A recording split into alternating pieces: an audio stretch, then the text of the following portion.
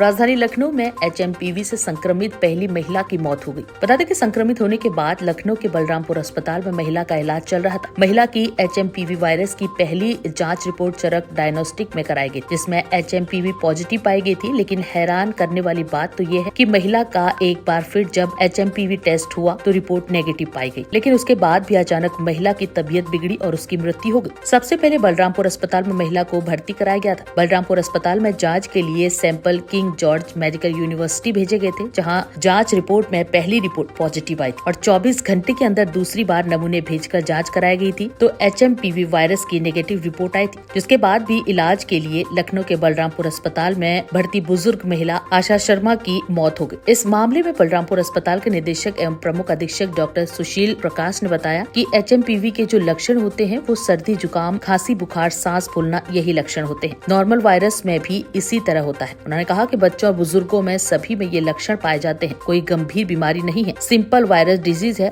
अगर पेशेंट अपनी इम्यूनिटी सही रखे तो 7 दिन में सही हो जाता है। हमारे यहाँ है उषा शर्मा नाम की महिला, दिनांक 8 तारीख को आई है यहाँ पर। इसके पहले ये 5 जनवरी को अपोलो हॉस्पिटल में एडमिट हुई है, सांस की शिकायत के साथ, बुखार के साथ, जुकाम के साथ, कमजोरी के लक्षणों के साथ। वहाँ पे जो है ये भर्ती रही हैं 1-2 दिन और वहाँ पे जो है इनको बताया गया या क्या बताया गया हम नहीं कह सकते हैं, लेकिन वहाँ से ये लामा होकर के चली आई, मतलब बिना अपने मन से इलाज नहीं कराना है चले आए। उसके बाद ये चरक में चली गई हैं 7 तारीख को चरक में रही हैं। चरक वालों ने इनको रेफ़र किया KGMU में ये 8 तारीख को वहाँ से भी रेफ़र कर दिया गया बलरामपुर हॉस्पिटल के लिए। तो बलरामपुर हॉस्पिटल में जब ये आई हैं रात को 9:45 बजे 8 तारीख को, तो इनको भर्ती करा गया और इनके जो रेफरल वाला जो पेपर था उस पे जो है इनकी बीमारियां लिखी हुई थी कि ये जो है आपकी viral pneumonitis, kidney disease, type 2 diabetes mellitus, hypertension, hypothyroidism और ओल्ड टीबी की हिस्ट्री, ये सब इनके रेफरल पेपर पे लिखा हुआ था डायग्नोसिस के रूप में। वहीं पर नीचे लिखा हुआ था HMPV पॉजिटिव। लेकिन उस जब हम लोगों ने देखा तो उस HMPV पॉजिटिव के सपोर्ट में इनके पास कोई जांच नहीं थी, कोई और उसमें डिटेल नहीं था। इसलिए हम लोगों को शक हुआ कि ये ऐसा तो नहीं कोई ऐसा ही रिकॉर्ड हो या इनके पास जांच रिपोर्ट है, नहीं, पता नहीं था। तो हम लोगों ने अपना एक यहाँ पे सैंपल लिया गया और उसको KGMU भेजा गया। KGMU भेजने पर वो सैंपल जो है 9 तारीख को नेगेटिव आ गया। तो इस तरह से HMP नेगेटिव मरीज के रूप में हम लोगों ने इसका इलाज किया। 13 तारीख की रात में जो है इनको अचानक झटके दौरे आए और दौरे आने की वजह से उल्टी हुई। उल्टी के बाद ये बेहोश हो गई।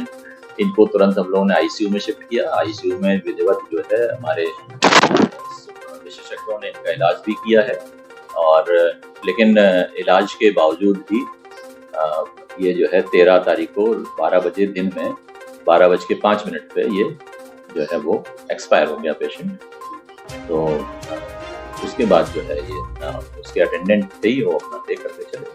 सर HMPV से तो कोई इसका लेना देना नहीं, मौत का HMPV से नहीं लेना देना है क्योंकि इतनी सारी बीमारियां इनको उस समय भी थी, पहले ही थी, इनका इलाज हो रहा था। और इन बीमारियों के अलावा जो डायग्नोसिस हम लोगों ने यहाँ बनाई, सीजर एपिसोड और एस्पिरेशन निमोनाइटिस हुई इनको, हाइपोकैलेमिया भी था जिसकी वजह से हार्ट फेलोर भी था।